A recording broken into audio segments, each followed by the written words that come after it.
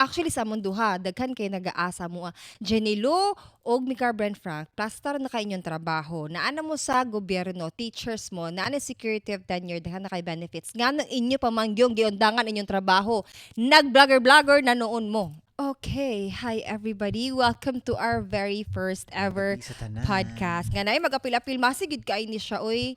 Guys, matawag pa ni siya na pilot episode kay first maganda mo ni siya na podcast. May gani kay na dani na ko ni mag-podcast kay di ba ni ka mapakita sa camera karon na Tama, encourage na gid ako siya. Sige lang, Nadalagi na gid ako siya Gipalitan ko mag-podcast. niyang microphone, guys. So, Yes, atong gipalagay na siya gamiton. set.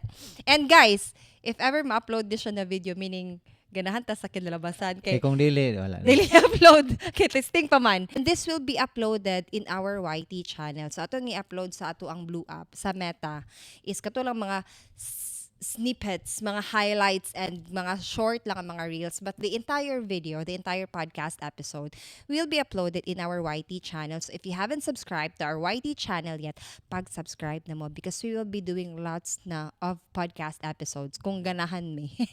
Maano na kami mo na kang podcaster. Before anything else, since it's our pilot episode, let us reintroduce ourselves. First, kay of course, di mata mag-assume na kailan na mo sa amuas. Ako, di IC Jen. I am And, Bran.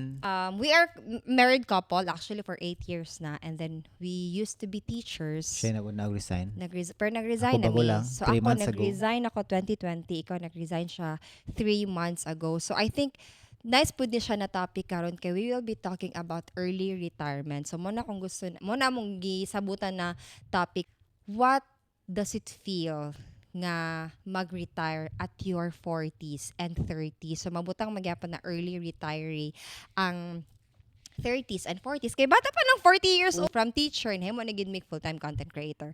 So timely kayo kay 3 months after, here we are. 3 months after. Pagstulan mo sa ako ganina nga, muna itong topic eh. Nag-ihap-ihap ko 3 months mo nagigid ba yun? Yes.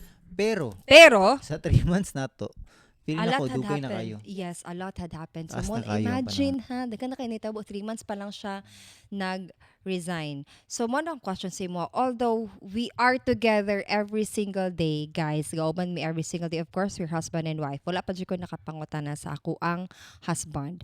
How are you after your resignation? Or after retiring, should I say?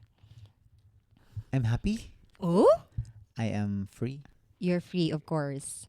Makalakaw na, makagawas na siya sa akon. First time ko ito nagatuta og Vietnam. First Yeah, time. kay kung wala pa Pinakauna ka gito nga nag-resign, kalipay. maglisod tag out of the country. Actually sa among duha, daghan kay nagaasa mo Jenny Lou og Mika Brent Frank, plaster na kay inyong trabaho. Naana mo sa gobyerno, teachers mo, naana security of tenure, daghan na kay benefits. Nga nang inyo pamangyong giundangan inyong trabaho, nag-blogger na noon mo. Na yung mga reasons ano sa personal, ikan sa kong papa, So wala na ni siya sugarcoating kay wala naman punta sa DepEd.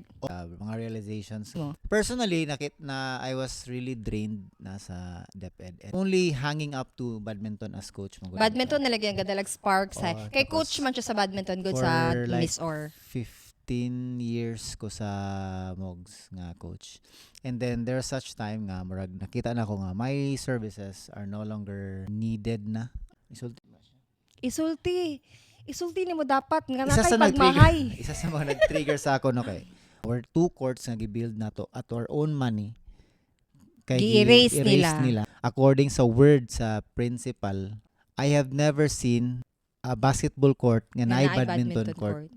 Uy naman di yan mga gipa-erase. multi-purpose And then court. that isulti na lang ako ni ang court magud nga mong gi-build is not just an ordinary court. It is full rubberized nga painting and coating sa court. Gasto mi og around 35,000 per court. So since duhaman, so nawat 70,000. And ay pagingitubag ato is nakay-resibo ana. So kana siya one reason. Isa lang na siya sa mga reasons. One na- of the many mga reasons. trigger Kato siya na- murag kato lang nagpa-strengthen gid sa Okay. mga. Asa man ko mag-training? Asa man ko Oo. magngitag kwartang kato mga former players nga gikan sa Mogs lugar no. Kabalo gid sila nga unsa ka gasto. Putting that court inside the school because we have trained for many years outside the school.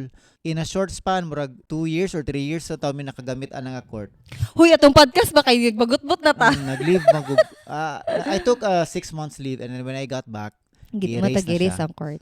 Si Brent sa iyang pagka-coach for 15 years, ang iyahang own man ni iyang ginagastos sa mga bata. Mag-loan lang gid siya para sa mga bata kay gusto niya nga mukusog iyang mga players. I think kana ini mo siya na experience that also echoes to a lot of coaches nga naa sa public schools. Daghan kaayo coaches nga naa sa DepEd nga ilang ginagamit pang training is their own money, personal money. Dili lang na siya, it doesn't happen sa badminton alone. And ginormalize po na siya. And Ginormalize sa po mga na training siya. gani kana Nga pag ikaw ang coach, mag-meet ikaw me. magkuot. Muna ang term, coach mo gina. So, Coach. ginormalize nila. They just give a laugh of that. It takes a lot of courage to quit your 8 to 5 job nga plastar na kayo, especially when you have a family and you have kids to feed. Lisod kaayo na siya na nga wala na kay trabaho. That's why not everybody has the courage to quit their job. Kung mag-coach mo, Good baya for ka, you because wala kay mga anak. You only have 3 dogs. Medyo naakay sa gamay nga, okay na ako mag-quit sa job because I only have 1 wife and 3 dogs. Sige. Sa number 2 na ako nga reason, si Papa ingon siya nga, my son, kinakita na mo gud niya no sa LK Farm, ang dynamic sa LK Farm while I am still working. Iya kong gi-istorya, ingon siya nga, my son, kana inyong mga laag ni Jan karon mo na siya kung mong gipangandoy sa iyong mama sa una. Sa katong wala pa mi nag-retire. Until karon nga nag-retire na gid sila. Wala na sila kapuyan na sila. Sila time pero wala na sila energy and limited na lang po ang resources. Para manggid sa kuha, ang time gid ang pinaka-expensive sa kalibutan, not money. Ako isulti sa about the time. It's really the time. Average age of a person is 80. 80. That means That means we only have 80 Christmases, Correct. 80 birthdays, 80 kabuok Years. celebration, annual Average. celebration. Average na kung pa ni sakit o pa na short. O wala pa so na meaning early out. grabe na kaya kung lola no 96. Above average na sila. So karon nanam ko sa 42. So 38 na lang kabuok summers ang nabilin. So muna mo gyud na ni Jen. Muna ikatulong nga rason ba nga when we talk about time, limited lang ta kay kanang mulabay ra man tas kalibutan. Yes. So ga-depreciate ato ang lawas every day because eventually all of us will die. die. Reality of life, mamatay gid tanan tao.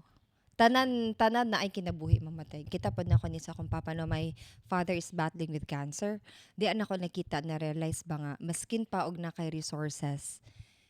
Kung nagsakit na ka, di pa nimo ma-enjoy yung mga resources. Nabago gid akong mindset ana.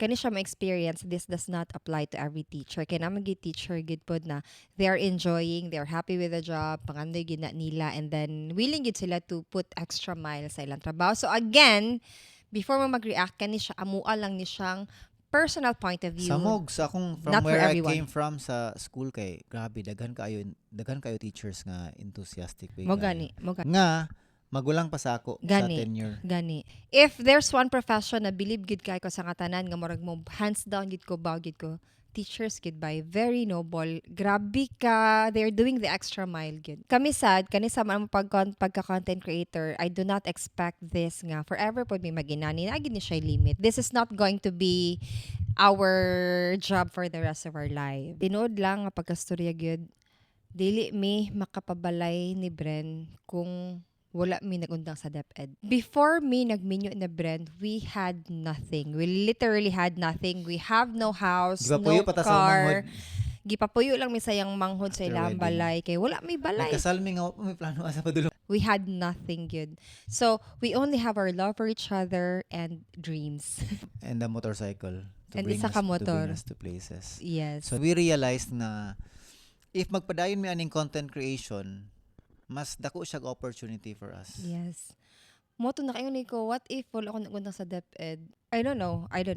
I am not encouraging you guys na mag-quit po sa inyong 8 to 5 job. Kay lailai man tag happiness, lailai tag goal in life. Kani we are just speaking from our experience. Marag, ano lang siya ba, life update lang ni siya, mga realizations lang. But I have siblings nga nagtrabaho gyapon sila 8 to 5 and they're happy about it. So karon mo to tambay. guys, ay mo pag-expect nga dagan may kwarta kayo. Wag gyapon may kwarta no. Mailahan ninyo nga dagan na may kwarta kay undang na may vlog. Discarte ra gud gyapon na tigom project based. Sigun sa naa pa mi sa inyong mga Facebook o sa YouTube, meaning ano, wa pa may mga 3 months after Brand's resignation sa DepEd, he was able to buy a small piece of land sa Lantapan kay gusto niya grass house.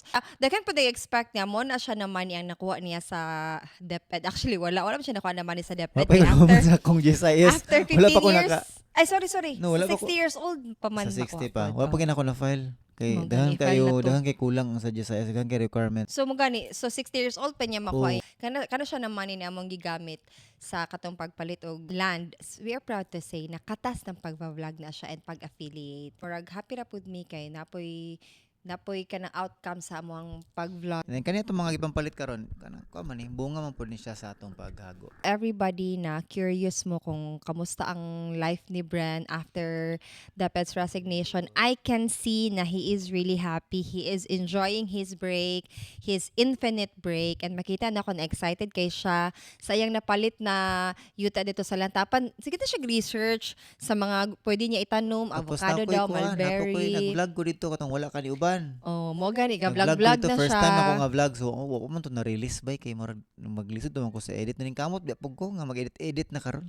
Og mas dili na Kay, siya for the init, longest mas time dili siya na na- init iyang ulo karon na wala na siya sa dapet kinang happy na siya, light na kayo iyang mood always. I know life won't be smooth like rainbows and butterflies all the time. There will be challenges from time to time, but we have each other. Chika-chika ra magid ning podcast. Wala magid kon ani.